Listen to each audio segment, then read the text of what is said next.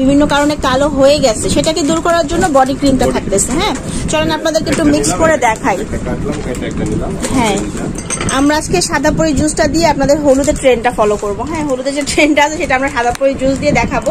তো আমরা অল্প একটু পানি নিলাম, এখানে আপনাদেরকে দেখিয়ে দিব যে অ্যাকচুয়ালি এটার কালারটা কিরকম হয় বা কি হয়। দেখেন, জাস্ট মিক্সটা দেখবেন। এই দেখেন, নর্মালিতে হোয়াইট কালার, কিন্তু পানিতে দেওয়ার সাথে সাথে একটা হালকা একদম মিষ্টি মিষ্টি একটা কালার চলে আসে। এটা কিন্তু পিঙ্ক না, অনেকেরটা একদম পিঙ্ক হয়ে যায়। এত সুন্দর একটা স্মেল বের হয়েছে, ফ্রুট এক্সটেন্স যেহেতু বিভিন্ন রকম আপনার বেরি দিয়ে তৈরি, এত সুন্দর একটা গ্রান আসতেছে, মানে বলার মতো না, খুবই সুন্দর গ্রান আসছে, সুন্দর একটা ফ্লেভারও আছে। আর আপনার এই প্রোডাক্টটা কালারটা দেখছেন আপনারা? হ্যাঁ, খুব সুন্দর একটা কালার আসে। আমি এটা বলতে চাচ্ছি, এটা একটা মিষ্টি মিষ্টি কালার আসে, বাঙ্গি টাইপ কালার। এটা কিন্তু পিঙ্ক না, অনেকের এরকম পিঙ্ক কালার চলে আসে, রং দেওয়া থাকে। হ্যাঁ, রং দেওয়া থাকে, অনেকের সাথে থাকে এরকম। তো আপনারা হচ্ছে এই জিনিসটা একটুখানি ফলো করবেন, তাহলেই হবে।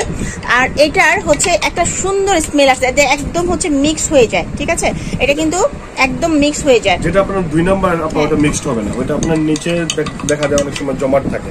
আমি কয়েকটা অল্প একটু লাড়া দিছি, বেশি করে লাড়া দিইনি, নিজে নিজে মিক্স হয়ে গেছে পানির সাথে।